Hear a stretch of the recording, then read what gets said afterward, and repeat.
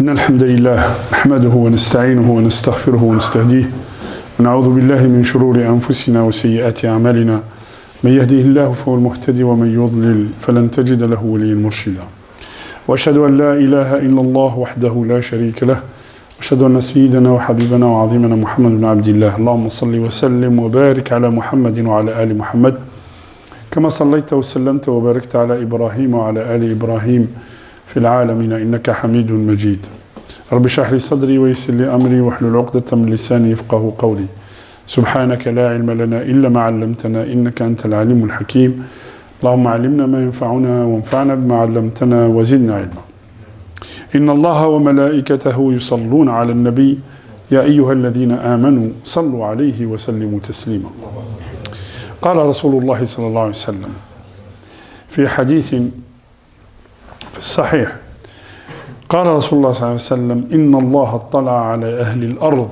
أو نظر إلى أهل الأرض فمقتهم جميعا إلا قلة قليلة من أهل الكتاب. Le prophète sallallahu alayhi wa sallam nous raconte, il nous dit Allah subhanahu wa ta'ala a jeté un regard sur les habitants de la terre. Il les a tous maudits. Al-Maqt, c'est la détestation. Il les a tous détestés. Il les a tous maudits. Sauf une toute petite partie des gens du livre qui sont restés sur la croyance et sur la foi de Isa alayhi salam. Et ce hadith, est corroboré par l'histoire de Salman al-Farisi. Salman al-Farisi, qui est né à Ispahan, il raconte son histoire à Abdullah ibn Abbas. Il raconte comment il est arrivé à l'islam, à Abdullah ibn Abbas. Il dit, j'étais adorateur de feu, zoroastrien. J'adorais le feu et j'entretenais le ma'abad. J'entretenais le feu qui était allumé depuis plus de 1000 ans. Et ce feu s'est éteint, on l'entretenait depuis plus de 1000 ans, et s'est éteint à la naissance du prophète sallallahu alayhi wa sallam.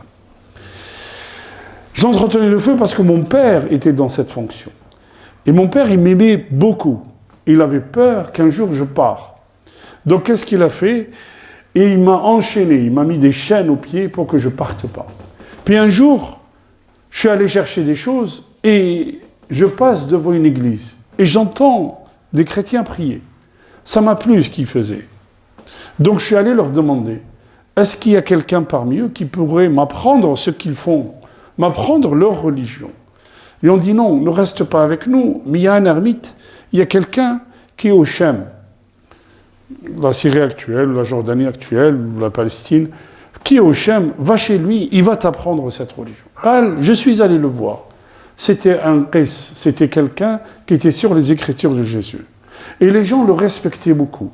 Regardez bien, les gens le respectaient beaucoup. Je lui ai demandé, est-ce que je peux rester avec lui, le servir, travailler pour lui? Et en même temps, il m'apprend cette religion, cette belle religion, que j'ai trouvée belle par rapport au feu que j'adorais. Vous voyez? Il le prend avec lui, jusqu'à sa mort. Et Salman al-Farisi, il dit, Hada al-qis, les gens lui ramenaient sadaqat. Et au lieu de les distribuer aux pauvres, il les cachait chez lui. Kana yakniz, kana عنده قلل, des jars où il mettait des pièces d'or dedans. قال فلما توفي فكرهته يعني أشد ما يمكن أن أبغض رجل. Je l'ai détesté, vous ne pouvez pas imaginer à quel point. Quand il est mort, les gens sont venus le voir pour faire la prière sur lui. Et Salman al-Farisi, il leur dit la vérité. Il leur dit, ce que vous donniez en sadaqa, il le mangeait, il le gardait pour lui. Il dit, qu'est-ce qui prouve ce que tu dis? Venez avec moi, je vais vous montrer les jars. Ils ont trouvé 7 jars où il y avait des pièces d'or. Ils ont refusé de l'enterrer. Et qu'est-ce qu'ils ont fait? Ils l'ont crucifié sur une croix et ils lui ont jeté des pierres. Salman al-Farisi, le gars avant de mourir, il lui pose la question, puisque tu es arrivé au seuil de ta vie, est-ce que tu connais quelqu'un qui est resté sur les écritures de Isa alayhi salam? Je connais quelqu'un qui est fait le Mosul, Moussoul, vous voyez, en Irak, une grande ville de science. Il dit, je connais quelqu'un qui fait le Mosul, va là-bas, il va t'accueillir. Eh bien, il va chez cet homme, cet ermite qui connaissait les écritures. Mais il dit, c'est tout à fait le contraire de ce que j'ai connu avec le premier. C'est quelqu'un qui laissait jamais sa prière. C'est quelqu'un qui prenait soin des pauvres. C'est quelqu'un qui... Ah, vous savez ce qu'on comprend à travers ça? On comprend que ce n'est pas les Écritures, ce n'est pas la religion. C'est l'être humain qui est tordu. Il y a un être humain à qui on a fait confiance, il a pris sadaqat pour lui. Il y a un autre être humain qui connaissait les Écritures, mais qui craignait Allah. Il a dit, j'ai jamais vu un abid comme celui-là. Et celui-là, il est rentré dans mon cœur. Je l'ai aimé à tel point que je l'ai pleuré beaucoup quand il est mort. Et avant de mourir, il lui dit, est-ce que tu connais encore quelqu'un? Et il va faire un deuxième tour, il va rencontrer un autre ermite, il va travailler pour lui. Et le dernier qu'il va rencontrer, il dit, fi Amouriya, j'ai rencontré un dernier ermite. Il dit, est-ce que tu connais encore quelqu'un qui est sur les écritures de Isa alayhi salam? Il dit, Wallahi, je connais personne. Tous ceux que je connaissais sont morts, sont partis. Mais dans nos écritures, on lit l'avènement d'un prophète qui va venir. Un prophète qui va venir, fi jazirat al-arab, dans la presqu'île arabique.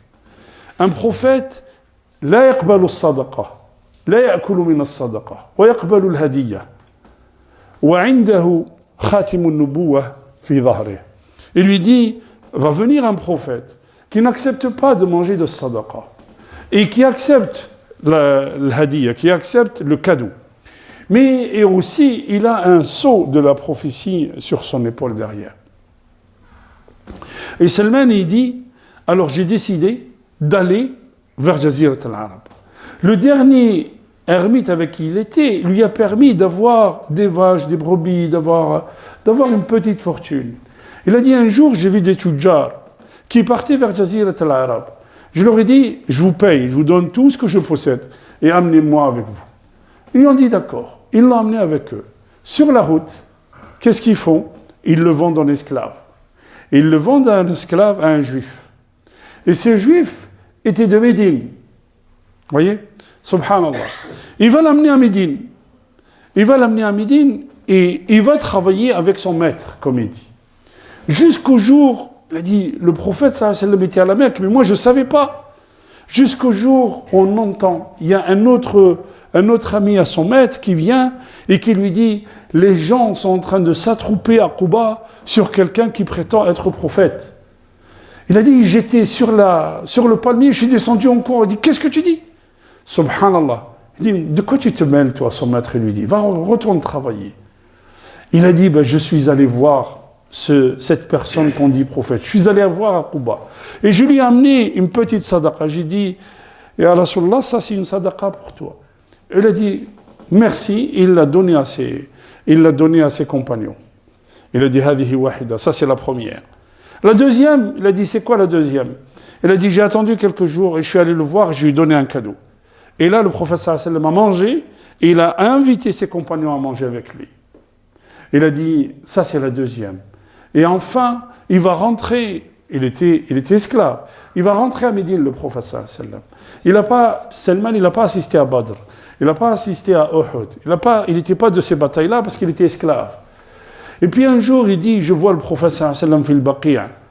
On est dans une janaza et le prophète sallallahu alayhi wa sallam avait comme un veston sur lui. Et comme il s'affairait, le prophète, Salman, il vient derrière, dans son dos. Et le prophète, il voyait qu'il cherchait le sceau de la prophétie. Il enlève son veston comme ça pour que Salman, il voit le sceau de la prophétie.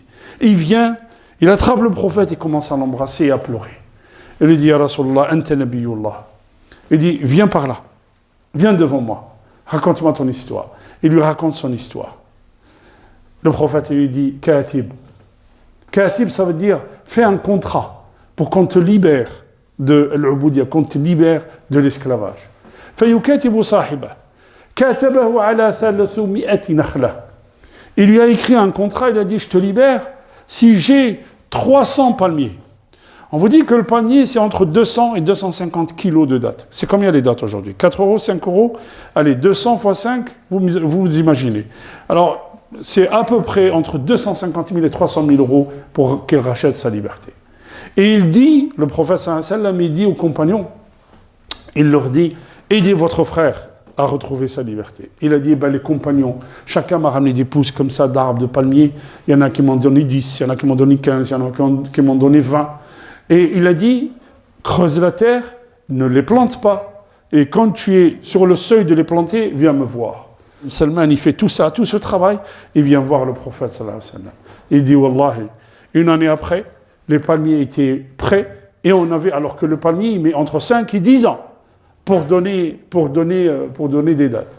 Il a dit, l'année d'après, il y avait des dates, et j'ai pu racheter ma liberté. Bien sûr, il y avait Kalantoqiya, tout ça. Qu'est-ce que ça veut dire, cette histoire? Pourquoi je vous raconte cette histoire? L'histoire, je vous ai dit, elle corrobore le hadith du prophète sallallahu alayhi wa sallam quand il a dit Inna Allah attala'a ala ahli al-ardi famaqatahum. Dieu, Allah subhanahu wa ta'ala, a regardé, a jeté un regard sur les habitants de la terre. Il les a tous détestés. Pourquoi? Parce qu'ils étaient dans les ténèbres. Parce qu'ils étaient complètement égarés dans les ténèbres. Entre la naissance du prophète sallallahu alayhi wa sallam et la chute de Rome, 476 la chute de Rome, 570 la naissance du prophète, presque un siècle. Vous savez, les Romains, quand ils arrivent à la fin de leur civilisation, ils ont créé ce qu'on appelle, quand vous lisez ça dans les livres d'histoire, les vomitoires. Vous savez ce que c'est le vomitoire? Ils mangeaient pour le plaisir de manger. Ils se goinfraient. Et ensuite, ils allaient dans le vomitoire pour vomir et pour revenir manger. Et le plaisir pour le plaisir. Allah subhanahu wa ta'ala adhabahum, ils sont partis. Et on a passé, un siècle où les gens étaient vraiment dans les ténèbres. Et bien, les ulama, ils en tirent une lumière de ça. C'est que quand on atteint l'apogée des ténèbres, qu'est-ce qu'il y a? Allah subhanahu wa ta'ala yab'athu la lumière, yab'athu an-nur. Allah subhanahu wa ta'ala, quand on atteint l'apogée des ténèbres, Allah subhanahu wa ta'ala, il envoie une lumière. Et la lumière, c'était qui? C'était le prophète Muhammad sallallahu alayhi wa sallam. C'était la lumière du prophète sallallahu alayhi wa sallam. Et le prophète sallallahu alayhi wa sallam ne s'est jamais prosterné devant un sanam, devant une idole. Sauf que regardez, quand il descend le Coran sur lui, le prophète, il est dans un autre état. Regardez ce qu'il reçoit. Il reçoit la révélation divine. De quoi il lui parle, Allah? Iqra bismi rabbik. Iqra bismi rabbik. Alladhi khalaqa. Iqra bismi rabbika alladhi khalaq. Khalaqa al-insana min alaq. Iqra. Il lui répète Iqra 2 fois. Il lui répète Iqra 2 fois. La science, le savoir, c'est la base de tout. On ne peut pas adorer Allah sans le connaître, sans apprendre, sans savoir. C'est pas possible. Innama yakhsha Allah min ibadihi al-ulama. Allah subhanahu wa ta'ala nous dit, si tu veux te rapprocher d'Allah, il faut apprendre. Apprendre quoi? Toutes les sciences sont bonnes. Toutes les sciences qui te rapportent d'Allah subhanahu wa ta'ala, qui te rapprochent d'Allah, c'est bon.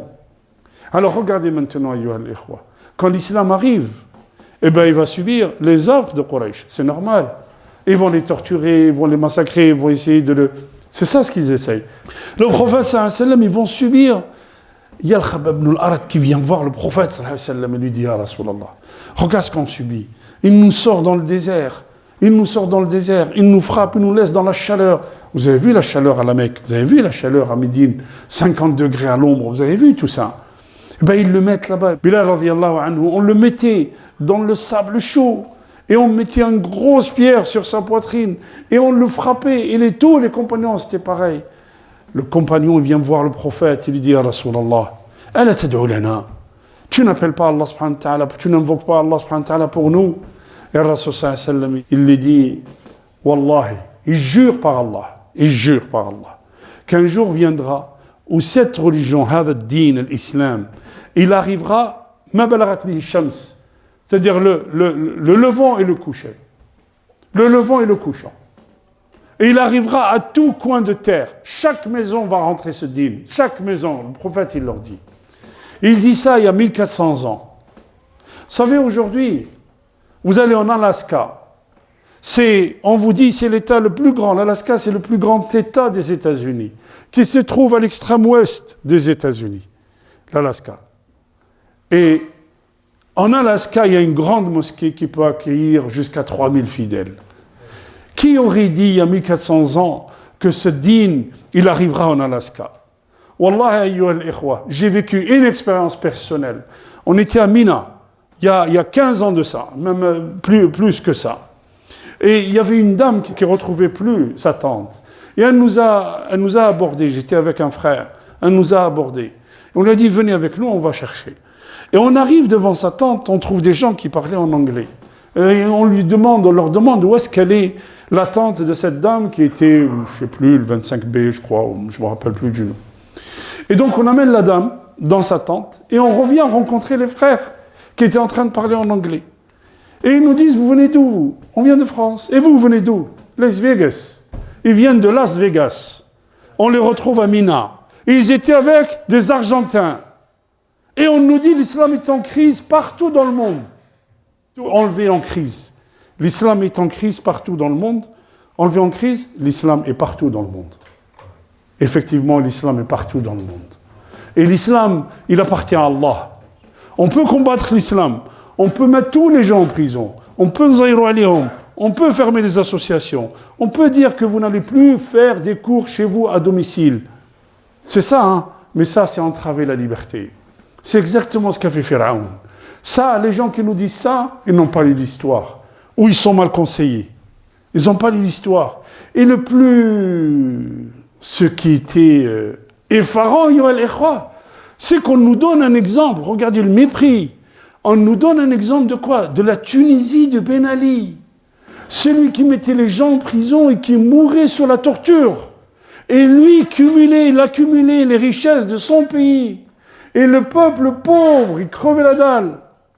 Et on nous donne le bel exemple de la Tunisie. Le peuple s'est retourné contre ce tyran. Mais on nous dit, c'était bien la Tunisie. Quel mépris pour le peuple. Quel mépris pour les gens. Quand on n'a pas lu l'histoire, on est obligé de la revivre, ayyuha al-ikhwa. L'islam, dinullah.